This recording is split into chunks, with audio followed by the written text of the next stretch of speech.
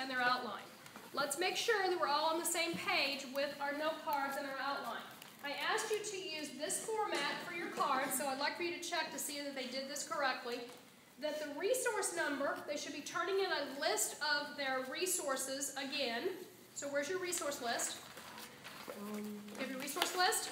I have the cards. Resource list 1 to 12, or did you transfer them to a card? Hopefully you put them on a card. Did you put them on a card? Oh, I did. Okay, if not, then just put them on your resource list. That's fine. That's fine. If you have your resource list, you will need to turn the resource list in. Because remember, what we're learning to do is to think the process here.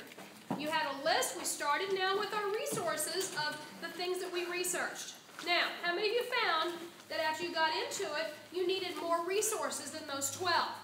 Okay? That is perfectly fine.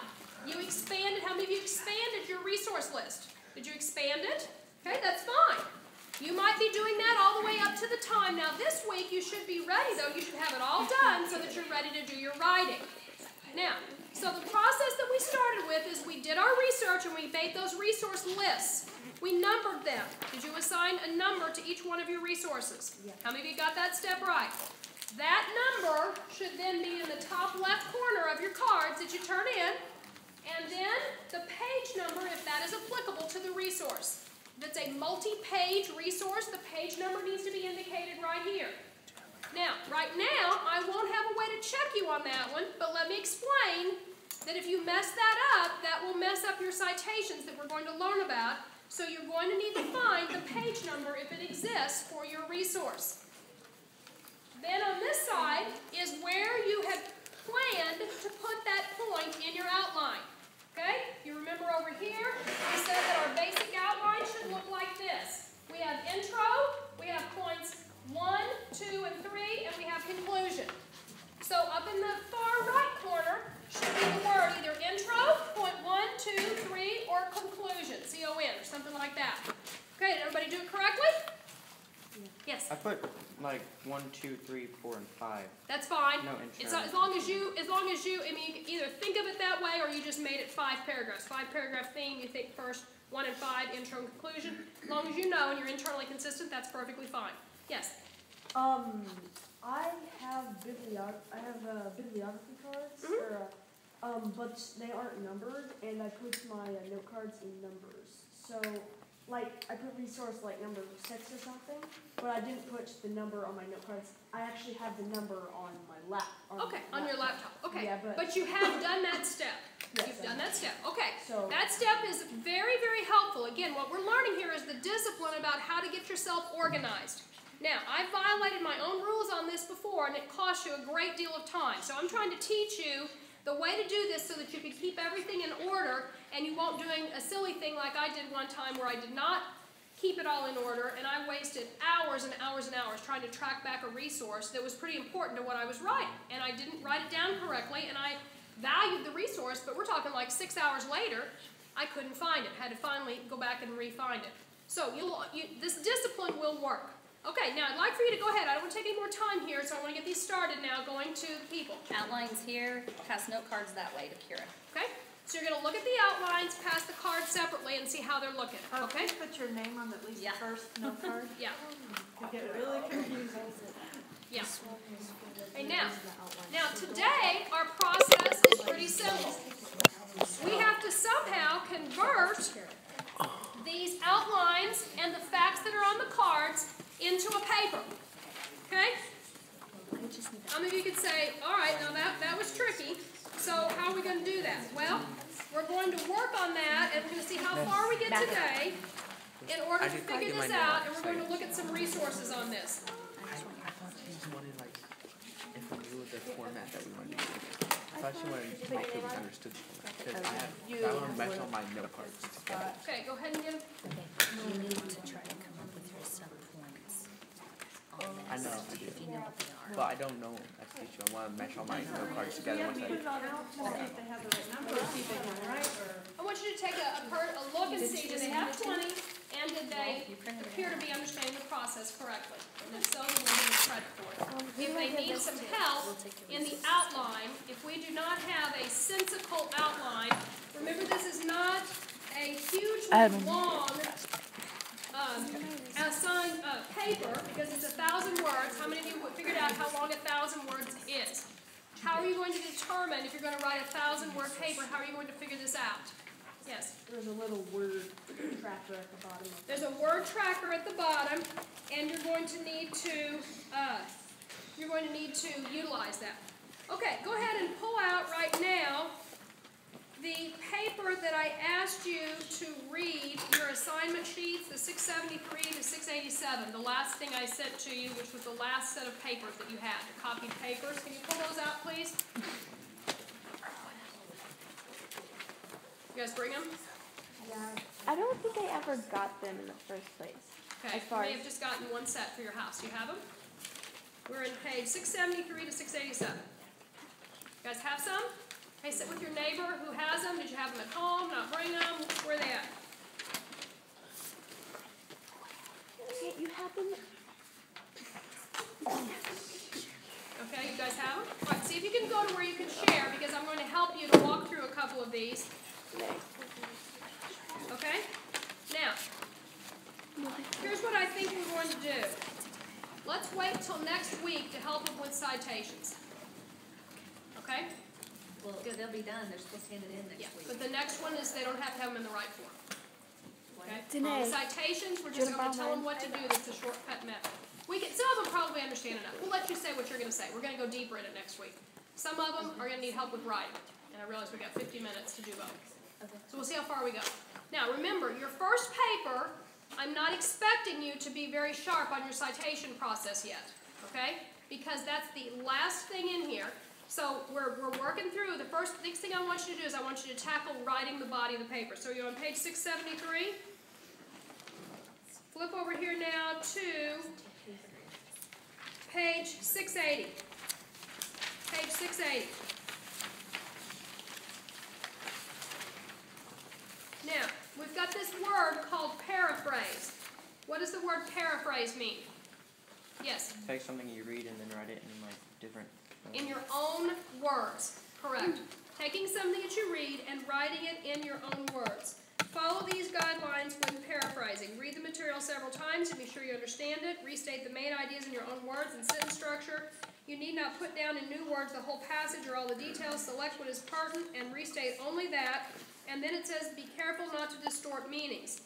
You're going to have, as you write your paper now, you should have cards that were either paraphrases or they were direct quotes. Remember last week I told you that if you have something that you are copying word for word out of a book, you needed to indicate quotation marks around it. It's another thing to check for on these cards. If it appears that they direct quoted, they need to have a quotation mark on the cards. Now, you always do that for yourself, because if you don't know whether you wrote it down, and again, right now you only have 20 cards, you might remember in this size paper. But if you have about 65 or 70 cards and you've been working on a research project for about 2 or 3 months, do you really think you're going to remember whether on a particular day you were paraphrasing what you learned or whether you were direct quoting? Now, if you're direct quoting in a resource, when you do the direct quote, then what must be around the words when you write them in your paper? What must be around them? Quotation marks. Quotation marks. Okay, quotation marks. Look on page 681. Direct quotations. Copying quotations does not encourage you to interact with the sources, grappling with their meaning, analyzing them, testing them. So there's disadvantages when you put quotes down. You just have to say exactly what the person says. So there is an art on how to use a quotation to help you put it within a paper rather than just stringing along a whole series of quotations. Fred says, blah, blah, blah, blah, blah, blah. John says, blah, blah, blah, blah, blah, blah. Mary says, blah, blah, blah, blah, blah. Well, we could have just gone and read their books, okay? And so what we need to learn is how to put your quotations within your writing. Now, this will be a skill that will take you a little time to understand. That's why we want to help you get this first paper written so that you can start to understand it. But here's a couple of the rules that you should be able to know right now. Never, ever, ever, ever, ever put something in a paper that you were direct quoting and not indicated as a direct quote. What's that called? Plagiarism. Plagiarism. It's illegal. So you have to have quotation marks around it. Let's say you're writing your paper and you're in the first point up here, and you found, I know Ethan was doing something on Ebola. So somewhere in his first point, he's going to be having some statistics related to how many people have had Ebola, let's say. Okay, so he found a fact, and he's already pulled it out, and now he needs to put that in here. So, let's say he had a statistic that was quoted from a source from the CDC, Centers for Disease and Control. According to the Centers for Disease Control, 7,500,000 people have been exposed to the virus, and 300,799 have actually had the disease. Okay? Now, I can put that fact in there. Somebody listen just a minute to what I just said and tell me what could be wrong with that fact. I can put that in my paper. It's not. Does that have quotation marks? Okay, I put it in quotation marks. Yes? You can't really know for sure that exact number. Okay? You better, if you put something like that in there, I'm going to be saying which day did you assess that? I'm smart enough to know that that statistic has been shifting a great deal. I'm going to have to put in there, according to the Centers and Disease Control article written on July 24th, 2015, reflecting on Ebola in the last quarter of time, or in the last year, this many people have had it. Okay? Now, what I'm saying is when you're doing direct quote, it's kind of like just taking a ball and throwing it out there. Sometimes you've got to, people don't know who these people are that you're quoting. So let's say you've got a quote, and it's a really good quote. Somebody give, well, you put your cards in, but somebody give me one of your good quotes. You can paraphrase it, but give me one of your good quotes. Yes? Communism wasn't a good idea gone wrong, it was a bad idea. Okay, so here's what she's going to do. She's just going to say, communism is not a good idea gone wrong, it's a bad idea. Now, if she just put that in there with quotes around it, what's the problem with that one? Yes? You don't know who said it. Who said it? Was that Joe Smith sitting in the back of a church someplace? Or was it an authority? And when did they say it? Do you see what I mean? So when you're writing, you have to realize you've been wrestling through this material, so you kind of know what magazine it came from and who said it and who this guy was. But remember, the reader of your paper didn't go do the research. So you've got to place your research into a context within your paper so they know who is this person and why is it important, and maybe when did they say it. Sometimes that's not necessary, but a statement like that, I would want to know a historical context for that. Okay? Was that somebody who was post-World War II saying that, or was that somebody in the year 534? You know what I mean? I would want to know a context. Do you see what I mean? So your quotes, you've got the direct words that are in the quote, but you also then have to put that quote within something that helps me to know why I, as the reader, should believe what you're saying there, why it's important, and why you chose it to put in there. Now, this is going to take some time for you to understand, but in the world of quoting things, that's very important. Do you guys get what I'm saying there? You get it? Okay, let's go on over here now. Test for direct quotations on page 683. Now, when you do a direct quote, you want to put something in there that has some personality to it. Now, when you have a 1,000-word paper, here's what you'll be tempted to do. How do I know this? All of us in this room can admit to this temptation if we've ever written a paper. If you put in a quote that is 320 words long, then you say to yourself, good news, I only have to write 680 more words.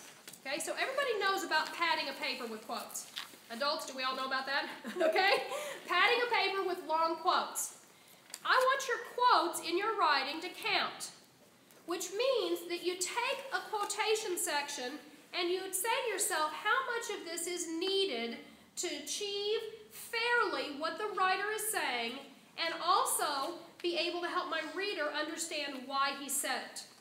You see what I mean? Now again, there's no hard and fast rule. You can't say you can only quote something that's 50 words long, and you can't quote something shorter than 20 words long, because of course, how many words does it take it to say 375 people died?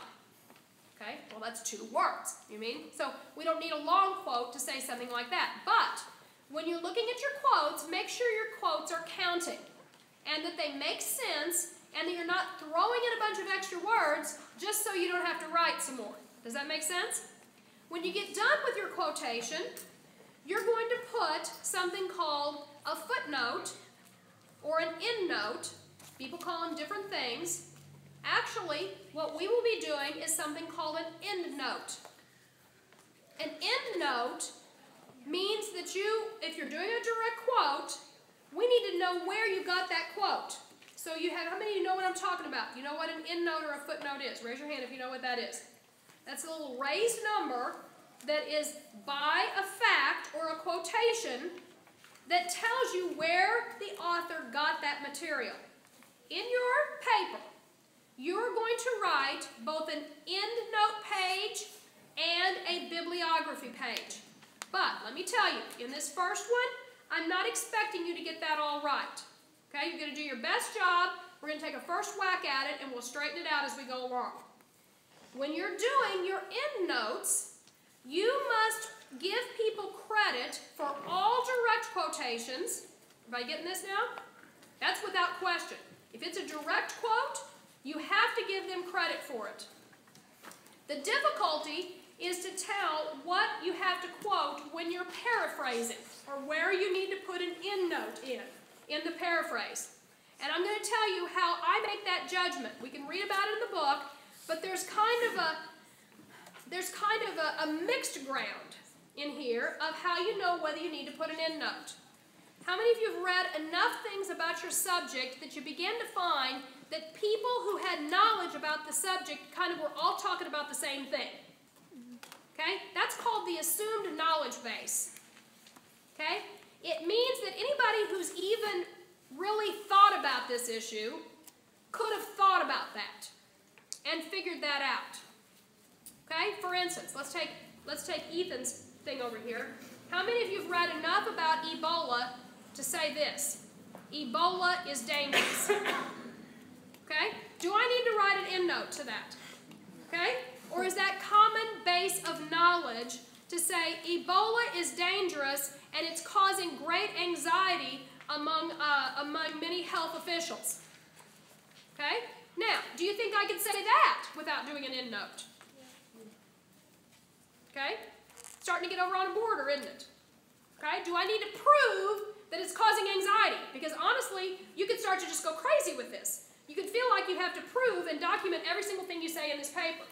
There's an art to be able to look at it and say, in the broad base of understanding, is this an assumed fact?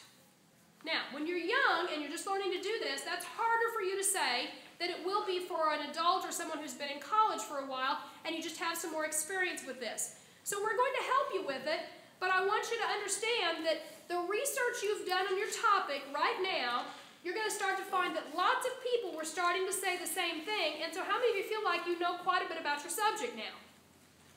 Just having researched it. Okay? Well, how many of you think we can now call you an expert in it? No, that's silly. Okay? There's a difference between a broad-based understanding and expert knowledge. You guys are at a broad-based understanding. It means you went around and you read enough stuff to be slightly dangerous on a topic. Okay? Because you don't really know enough to be an expert, but you know more than the average other guy who didn't go read anything.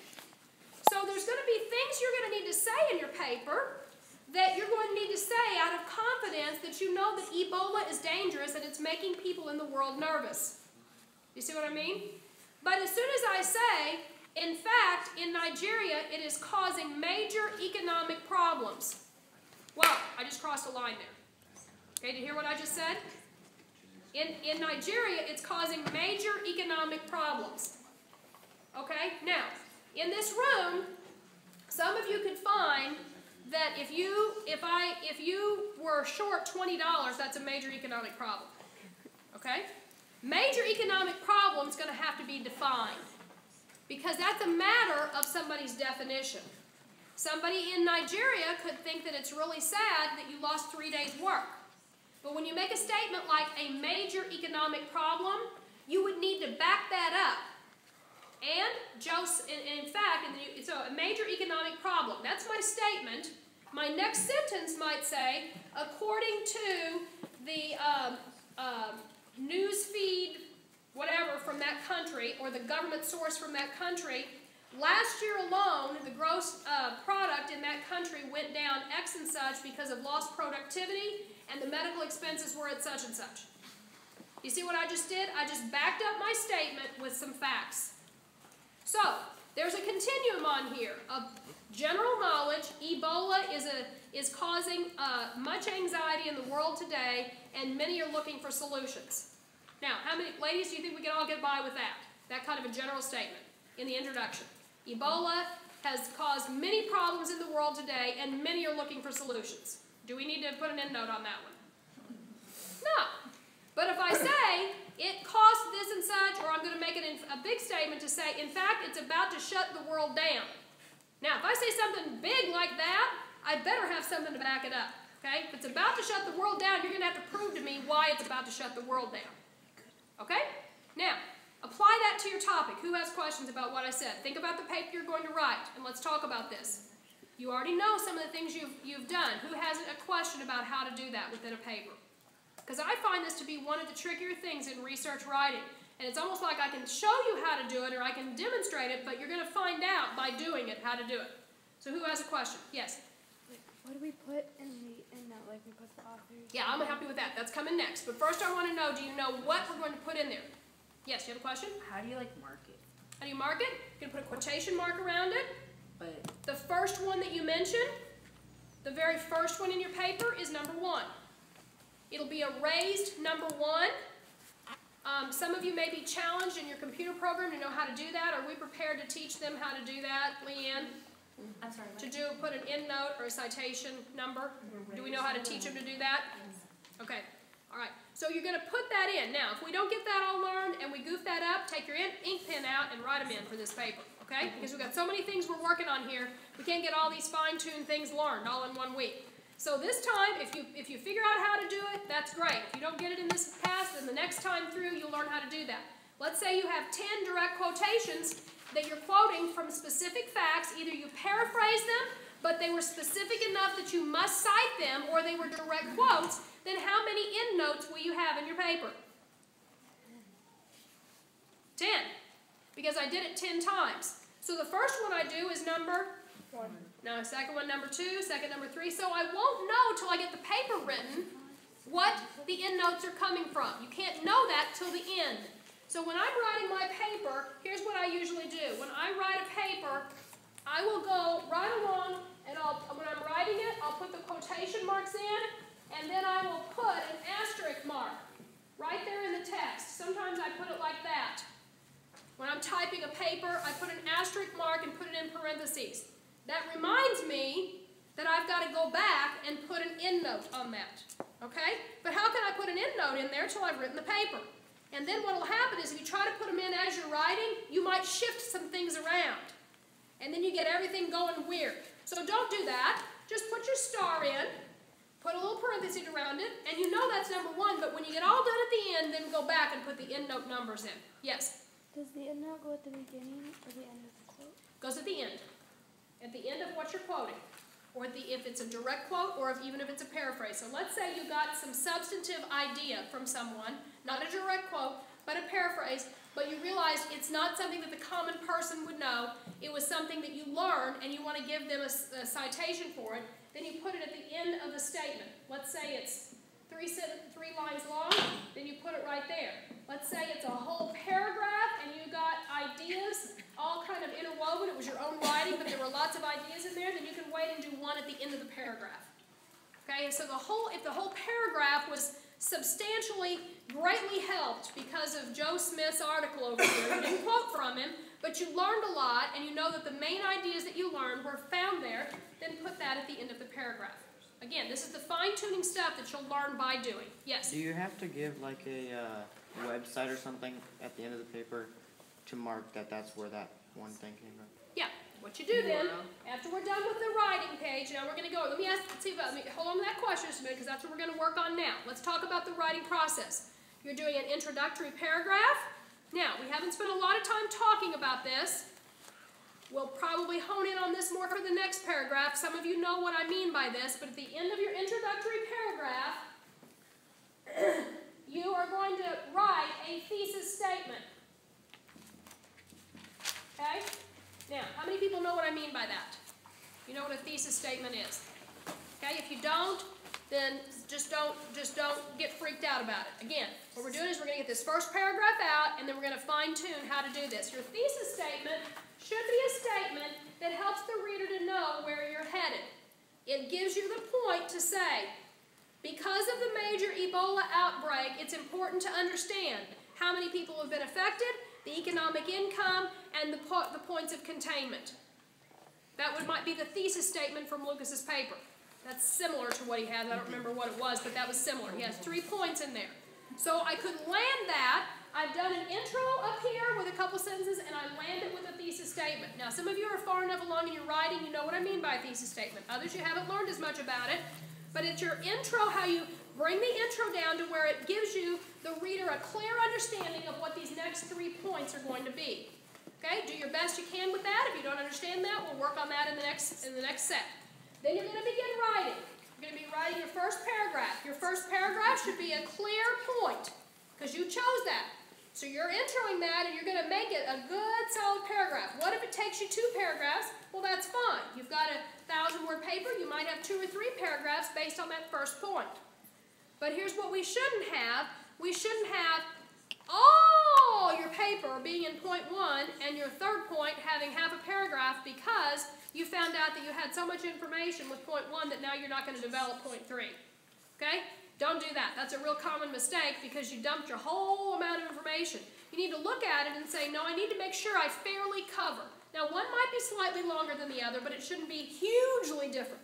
Like all the paper pretty well is point 1, and then number 2 and number 3 have 1 sentence each or something. That's not a proper way to do it. Okay? So you want balance, but you don't have to be totally like by the law on that.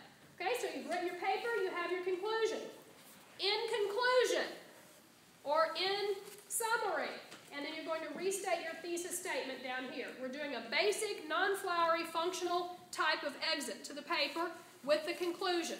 If you don't know how to do that, again, we'll help you with that later. But right now I want to see where we're at and see how much we do know before we go any further. Now, you get your paper written. Everybody understand this. You have an outline, you have a first draft, and you have a final paper. I have never, ever, ever only written a rough outline and a final paper. Never. For me, I write a paper, I do a revise, I do a revise, I do a revise, I do a revise, and then I do a final. Something like that. Now, it's not all the same for every paper, but I want you to understand, many young writers think that they're being tortured because someone told them to do a revise, and they have to do the paper again, kind of like we're disciplining you or punishing you.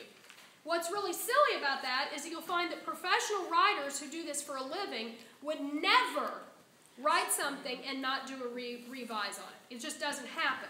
You have to go back and do a revise. Now, you might be so skilled, like I wrote something yesterday that was for a blog post, and I've written enough that I can get pretty close the first time, but I still had to go back and rewrite sections of it, even though it was a brief letter.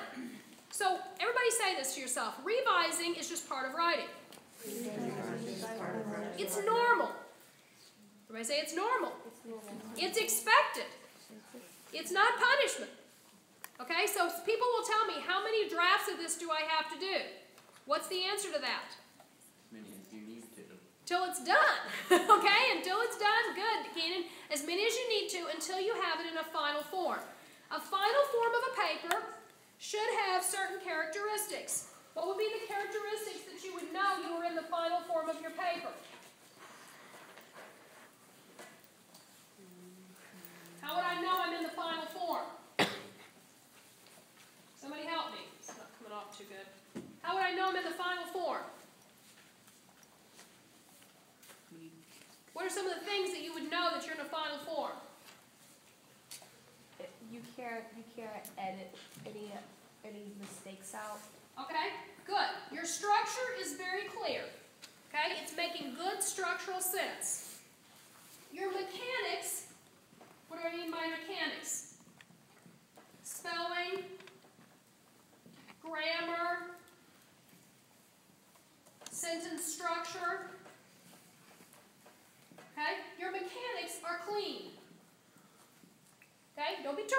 something you know, don't come in here and hand me a paper and say, oh, I know how to spell that.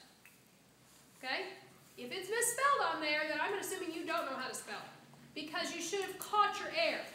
Now, that means when you're going to turn in something that is structurally clear and the mechanics are clean, and here's another one, it should be pleasing to the eye. Okay? Now, we'll upgrade our papers and help you to understand that, but there's just no reason to turn into something that a person would not ever want to read because the font's too small, the headings are off, it's ugly, and it's not attractive. So a final paper should have these characteristics to it. So to achieve those characteristics, you're going to have to be very good at proofing a paper. How many of you have learned to proof a paper, and you've caught your errors, only to turn your paper in and find out your mom caught 16 more, right? See, there's different levels of proofing. If you're a writer, that you're writing something that's going to be published, like some of the books that I've written, I write the book, I revise it, I revise it, I revise it, I revise it, I revise it, I send it to an editor, the editor revises it, and then when the editor gets done, we still have to send it through a proof. That's because the human eye has trouble finding all the errors. So, when you're writing a paper, one of the things that's a rule for proofing your own work is as soon as you've written a paper, when you go back and read it, it's going to look great to you. As soon as you wrote it, it's just going to sound great, it's going to look clean, everything's going to be just fine. Here's the real key to that. After you write a draft of your paper, you need to put your paper away for 24 hours. At least 24 hours, then come back and read it again. That's one of the first tricks for finding errors. Here, am I right on that one? The other thing you can do is you can read a paper from bottom to top. Skim it to see whether it really does have the words look right to you. Okay, so there's different tricks that you can use. We need to learn to be good proofers so that when we look at our papers, we're not turning in things that are wrong. Now, do we all know how to use spell check? Yes. Okay? Now, here's the problem with spell check. Spell check will not help you for usage problems. How many of you have noticed that? Okay? If you're talking about the do outside, it'll be just fine with you spelling it D-O. Alright? Because it doesn't always catch usage errors. So when you're reading your paper, you need to bear that in mind. Does everybody know how to use spell check? Okay? Now, I want to give you another site to go to. And somebody here can experiment with it. We're not going to use it I'm not going to require it this time, but there's some place called turnitin.com. There's another site you could look at called grammarly.com. There are several free sites out there. Some of these are paid subscriptions and some of them are free. The reason I want you to know about these is that many college students are now using these sites. Turnitin.com is actually, you can go there. You don't have to use it this time, but you're going to go there. I'm going to try to set up an account for us with the next paper and see if we can do this. But I want you to go and check it out. What you have to do is scan your paper in there. The professor wants you to scan it in there, and it will pop up the percentage of plagiarism that you have in your paper. For real. Wait, what? Turnitin.com. Yeah. Lucas told me, I told Lucas and said, okay, tell me what I need to know that I might not know. He says, well, Mom, you know about Turnitin.com? I'm like, no, what are you talking about? He says, well, professors here at our school require you to send your paper through Turnitin.com before you turn it in. It will give you a percentage of how much plagiarism. Now, plagiarism can come up. How can they tell that? Because they can tell by Google search words. You know, if you've taken text. Get this, it will even tell whether you have submitted that paper to another class before. You've plagiarized yourself. In other words, you say it's original, but really you turned it in for another class. So, we're not going to go there this time, but we need to know that that exists, which means we need to learn how to write a clean paper.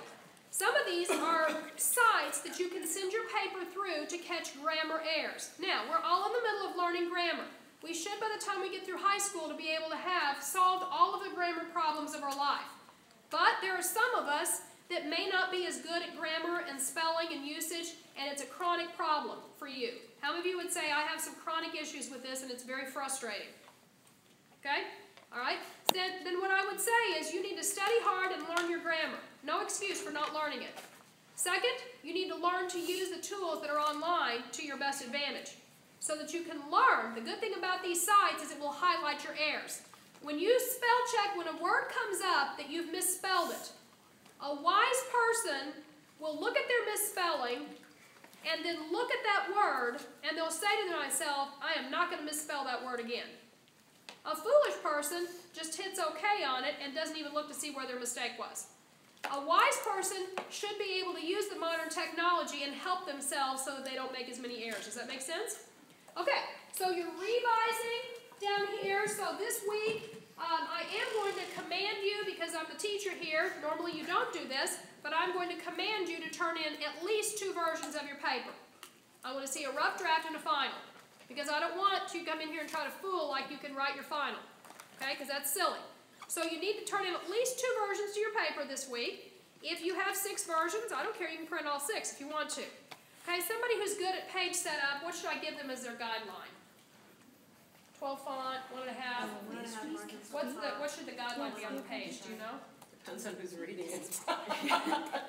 12 in double spaces. 12 is most common, no larger than 14 is acceptable. Okay, then we're all going with 12 point. What's the standard? Times New Roman. Times 2 Roman? Times New Roman. Times New Roman. Wherever you can fit yourself. Pretty much. 1.5 on top and 1 on each side, I think. 1.5 margin on the top and 1 on each side. 1 each side. Do you want double spaced or single? Double. That's Double. what It we always doesn't matter. do. Double space. Yes. Double space because we're going by word count, not by page count. Okay, you're doing 1,000 words. I don't want anybody to turn anything any larger than 1,300 words. Okay, you need to aim for 1,000. I'll give you to 1,300. I don't want anybody turning anything less than 900 words. No, I don't want anything less than 1,000. Okay, because you're not going to really get the feel of this if you don't have at least 1,000. So it has to be 1,000 to 1,300. I'll give you to 1,300 because honestly, when you're doing this, sometimes it's almost harder to go short than long when you start putting these things in. Okay, 1,000 to 1,300. It's very clear because it's not by page, it's by word count. You'll find that right on your paper. Now, let's talk just a minute now about you've gone through and you've written the paper. You have marked in here where you know that you have an endnote. That means you've got a place that you have to cite what you're doing. Just a minute, Ethan, I'll help you. Then you go back through the paper. You've already done your shuffling it around, your restructuring, you've done your proofing. The very last thing you're going to do in your final draft is go back and add these numbers. Okay? There's no sense in putting them in there till you know that structurally your paper is in the order and everything is good to go. Then you're going to come back in the final draft and you're going to add the numbers. Do you have a quick question and then you want to be ready to tell me now what to do? Yes? You said turn at least 2 versions of your paper, and then you said this week. So we're supposed to have 2 drafts on this week? Yes. Your first draft and your second draft. This week? Yep. Paper's due next week, so you're going to write a first draft, then you're going to turn that second draft in. Remember, this is just a 1,000-word paper. Okay? So hopefully you did your good job last week, your research, your outlines in right, so you're ready to start tomorrow writing your paper. That's where you should be. You should be ready tomorrow to write your paper. If you did not do that, you did not follow the procedure of this class, and I will not have mercy on you if you tell me, sorry, I don't have my paper done. Okay? We have to learn the discipline of now putting our pen to the paper. This is the part that takes sweat, and we have to get something pushed out. Okay? Yes? What's the bottom margin supposed to be? Bottom margin is, I can't. I think it's 1.5, isn't it? I'll Same as add. top. It's fine. Just put in 1.5 margin on the top and the bottom, 1 inch on the side, 12 point times New Roman. Now, these are minor points. I'm not that concerned. So let's ask only a major question because I need to tell you how to do the endnotes. Yes? So we're not doing footnotes? That's what I'm telling you. Endnotes are what we're doing. Technically, the word footnote came from this. If you were doing footnotes, you would have to put the citation at the bottom of each page. If you had a citation number 1 up here, it would go at the bottom of the page. That's what a footnote is. At the foot of the paper. Okay, it's the foot of the paper. This is the foot. This is the header. This is the footer. So really the word footnote comes from the fact that it's down here. People today interchange those words. very rarely do you see people, now occasionally, I've got a book that I bought at the Frank, his book did footnotes. He put all of his citation within the text of the book. Very rare to that be done anymore. Almost everyone will put an endnote. Endnote means that your thing is going to be on a page at the back, called the endnote page. Now, you're going to have an endnote page, and you're going to have a bibliography page. Now, this time, you're going to take a first whack with whatever Mrs. Hyman can come and tell us right now. We will be adding to this in the next unit. So come tell us what we can, the bare bones, and we're going to let you teach more on this. Okay. Okay? How to do it. Well, in the computer class, they actually refer to it as works cited rather than endnotes. And that's what you'll find on the computer programs. You guys can go ahead and have a copy of these, take one and pass it back. It's just notes I'm going to go over with you real quickly, but that way you'll have it if you need it this week while you're looking over it. The two different things, and I don't remember if you talked to them about this or not, about the difference between the works cited and bibliography.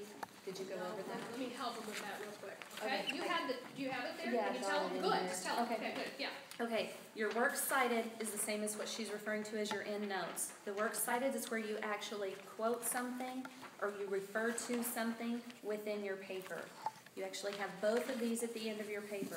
The works cited page, you're referring to the specific points in your paper. Your bibliography is every single book, article, magazine, anything you looked at all to come up with the thoughts that you did in your paper. Even if you formed your own opinion, but you're not supposed to use opinion in these papers. But so your bibliography is going to be absolutely everything you used in any of your research. Your works cited is the things that you're quoting within your paper. Do you understand the difference? Yes. So your bibliography should be longer than your works cited because you probably have looked at a whole lot more than what you're actually going to take some quotes and statistics from.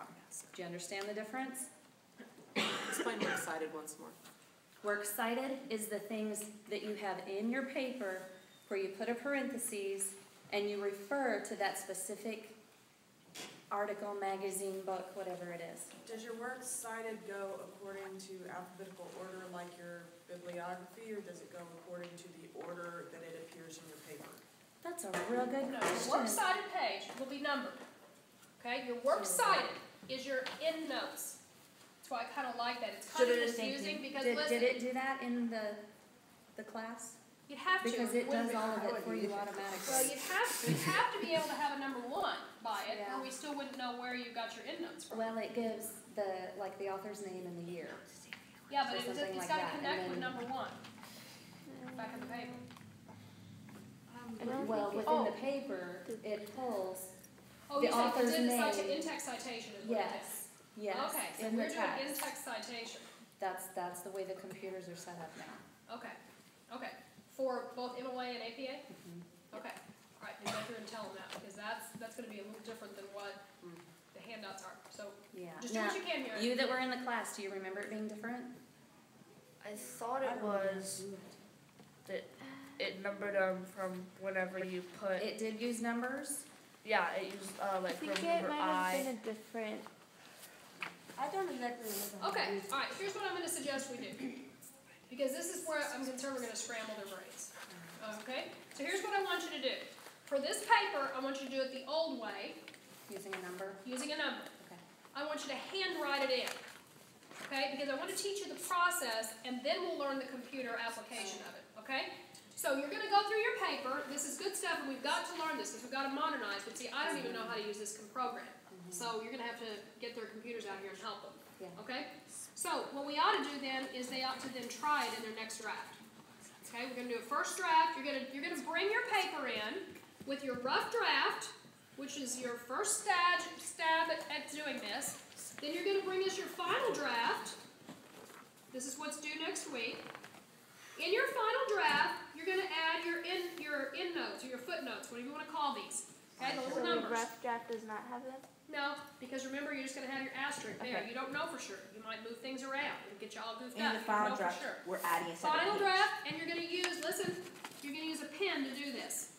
Just show me you know where they go and number them. If you have 8 of them, I should see 8 numbers. 1, 2, 3, 4, 5, 6, 7, 8. At the end of your paper, I want you to write, take your citations and write your 8, whatever they were, and give me a list with those same things that you put on your thing earlier. You know, you already have them there. You already have that list of your works. Y'all with me? That 12 list? Maybe some of you have 15 on it now. Maybe you have 18. I don't know how many you have.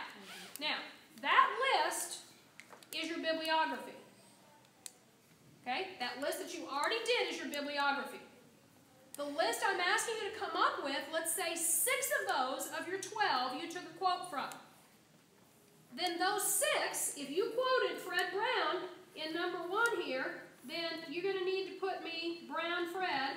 Now, you don't know the formatting yet, so you're going to learn that in the next couple classes. It's going to be okay. You're just going to show me, listen guys, we just got to learn the process, then we'll learn this stuff that gets our heads going here, okay? All right, so you're going to put Fred Brown's resource up there, and you're just going to put you're going to go ahead and just put the information that's right off your bibliography. Number 2 maybe came from Susie Jones. So you're going to put Jones, comma, Susan, and put that resource here with the URL and whatever it is. It's going to look kind of redundant. It's going to look kind of the same. That's okay. For this paper, that's what I want you to do. Now, I'm going to have to learn this system, and then I think what we'll do is we'll let them clean it up in the next draft. I can send it with you real quick and Okay. just show you where So it's then what we'll located. do, It does everything. It does for everything you. for you. So let's let them think it through this time. Yeah. Then what we're going to do is the next week we will learn how to do this citation correctly, because I have a week in here where we're just going to go back and learn what we can learn from this. So what's due next week is I should see your rough draft, I should see your final draft, I should see your, we're going to call this the end notes page, because that's really how we're doing it. That's not the modern way to do it, but we're going to fix that. And then I should see your bibliography. If you're holding one of those papers like we asked you to turn in, you already have your bibliography done. Okay? That's already done. You don't have to do anything else with that. What you're working on this week is a rough draft, your final draft. You're going to number these, and then you're going to go through and you're going to list where you got each of those places. So it should be 1, 2, 3, 4, 5, 6, 7, 8, 9, 10. It's going to just put it exactly like you put it. If you want to, you can do this electronically, and you'll just copy and paste. Okay? You have an electronic list of these resources. And resource number 1 is quoted in your endnote number 3. So you're going to copy and paste whatever you said in resource number 1. You're just going to go put it right over there and bring it to us to class next week. Do you understand? Who thinks they understand? Raise your hand if you think you understand. Nobody understands. 5 people understand. Okay, let's try it again. Rough draft, we all understand, correct? Yes. Final draft. Do you understand what a final draft is? Yes. You proved it. In the final draft, you will have quotations, right? Things that we know we have to cite, because if we didn't, it would be plagiarism. We have to go in and put numbers on those. Let's use a working number that you have 6 of them. You have 6 of them in your paper. So when I know that you have 6 of them, when you get all done here, you put little marks by them, meaning that's a quote, because you're doing it for yourself, and you're going to go back then, and you're going to number them. 1, 2, 3, 4, 5, 6, in 6 different places in your paper. Then you should have a paper at the end that is called your end note paper. How many entries will be on that? 6. You're going to take that information, just write down here in this other one you already have written, because I haven't taught you anyway yet. So just don't worry your brain about it. Okay? Just don't worry your brain about it. You're just going to show us you know where that came from. That's all you're doing. You don't have to rewrite all that, because you can copy and paste, right? You can figure if I already wrote it down here. Now, if you want to, you just go retype it all in. But I would just copy and paste it over in order. When you do that, then next week we're going to show you how to insert it into the paper. Does that make sense? Right now we need all the data here so we can help them with that. And then let's take that in the next step. Yeah. So Okay? don't pay attention to this paper yet. Bring it next with week, you. and we will learn how to do it once we have their citations We and don't we have have any paper in front of them. I think it's going to make more sense to you at that point. Okay, yes. Alright, so I didn't hand in my bibliography, all my sources page, because I haven't had it printed out. Should I hand that in next week? Yes, that's Okay. the bibliography. And also one more thing. So The little numbers that are above the thing that they go correspond with the endnotes are handwritten. Does the endnotes page have to be handwritten? No, electronic. You're just shifting what's on this bibliography. I don't want see people having to like handwrite all that stuff out. Your paper needs to be typed on a computer, and then you can just cut and paste it over. Okay, let's run through as quick as we can. Yes? Just to be clear, next week we have to do the rough draft, final draft, and bibliography. And the endnotes. There are 4 sections. You have the rough draft, you have the final draft, you have the endnotes page, and you have the bibliography page. Yes? I have to go. Yes. Okay. Well, you got everything you needed, so you won't need to watch the video unless you don't understand, in which case you can watch it. Yes. Turning in 2 papers, like, is the rough draft something that will have like our parents grade for us, and then from that we can know how to fix it? No. Just hit print before you're totally done. Okay, you're doing this all electronically. So the first time you write your paper, just hit print. Can you be a little more specific, Lisa? I think what they're kind of confused about what you're wanting in the rough and what the final. Okay. I think that's where the they're first confused. time you sit down to write a paper, there's got to be a first moment when you're putting the sentences on the page. And you now say, oh, I've got my paper done. Okay, great, Mom, I got my paper done. Hit print right then. But know to yourself, you're not done. Okay, you're not done because you're going to come back at least a day later and you're going to proof it and you're going to find your errors. Okay, do you see what I'm saying? I'm forcing you to have to look at this thing more than once. Here's what I'm doing, folks. I'm making sure you cannot start this on Wednesday. Okay? I'm making sure you're not handing me your rough draft and then turning it into me and saying, oh, I knew how to spell wouldn't, I just didn't catch my error. But what happened is you didn't pace yourself right and you turned into me your rough draft. Yeah, I guess what I'm wondering is, will we be graded on the rough draft? Like, is there anything we have to do? Okay. No grade on the rough So draft. it can be kind of messy. You can have mistakes. If you want to handwrite it, if you create better with handwritten, you hand me your handwritten rough draft. Okay. I don't recommend that. I mean, but you can if you want to. If you want to handwrite your rough draft, but I want to see that you have pulled yourself through the process. You didn't just sit down and really you're turning into me your rough draft as your final paper. Okay. You should say a rough draft and a final paper. Yes. Those papers. Title page, if you want to turn it in, that'd be great. I'm not going to be as picky about this one. So if you want to put a title page on it, that'd just be great. Yes. Are there any more of those sheets that she handed out? You can add this. Oh, we're not going to go over them until next week. I know. No. Yeah. You're going to bring those sheets with you next week, and she's going to then teach us. What we'll do next week, here's what we'll do. Okay, everybody listen now. Everybody listen. This will be very helpful to us if you will do this. Please bring us 2 copies of your final draft paper so that you can be holding a final draft in your hand while we're working on grading them. If you have that in your hand, then we're going to go through and learn this citation and understand how to insert it, and they can begin to see how they would do that, okay? And then the teachers will be looking at your paper. So you will get credit. If you just hand in a rough draft, you're going to get credit. For this first paper, if you hand me in an endnotes page, you're going to get credit. If you hand in a bibliography, you're going to get credit. The part that will kind of affect your grade is how well you do with your final paper, and I'm not expecting perfection on this. We're learning. I do expect your best effort, and I'll begin to see, give me your best effort, and I'll know where you are as a writer. Okay, show me where you're at, and then I'm going to help you to improve as you go on. Okay? I have a quick comment about the outlines. Most of you, we were kind of assuming that you met with one of the parents last week to go through your outlines. We didn't make a lot of corrections on those. However, only 3 people in the whole class had their title on the outline.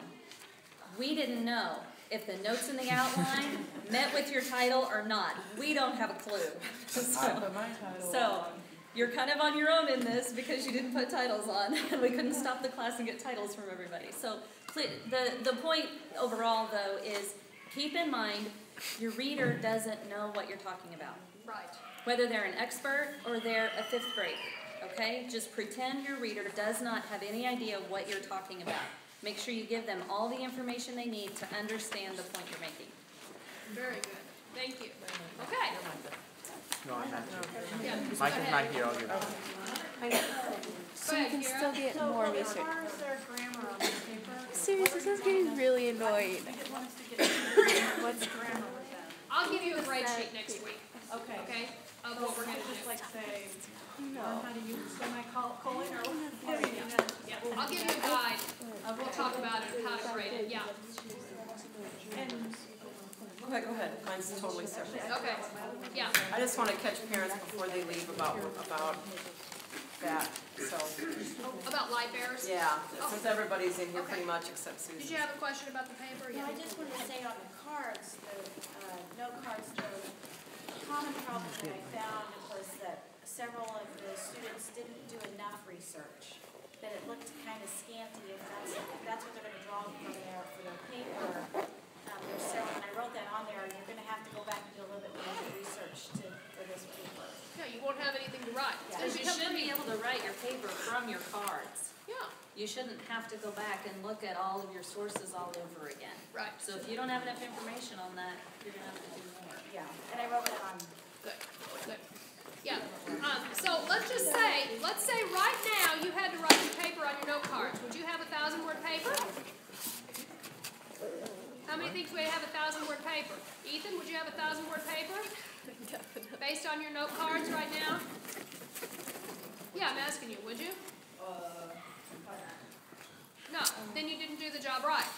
Okay, this is not kindergarten here now, where we're just trying to do a little exercise in order to fulfill the teacher's requirement. I'm teaching you a method that if you follow the steps, your paper will write itself this week. You know what I mean? Right now, this should not be very hard. You have an outline, you have those note cards. Probably this week should be quicker for you than last week, because you should be ready to sit down and write it based on your note cards. Now, this is the first time through. If that's not true, then by the next time, I want that to be true.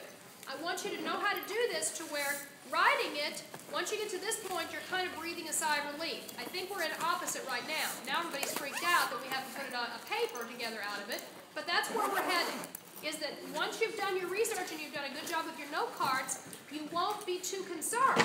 You have a good outline, you have your note cards, you won't be too concerned about writing it. Okay, that's where we're heading.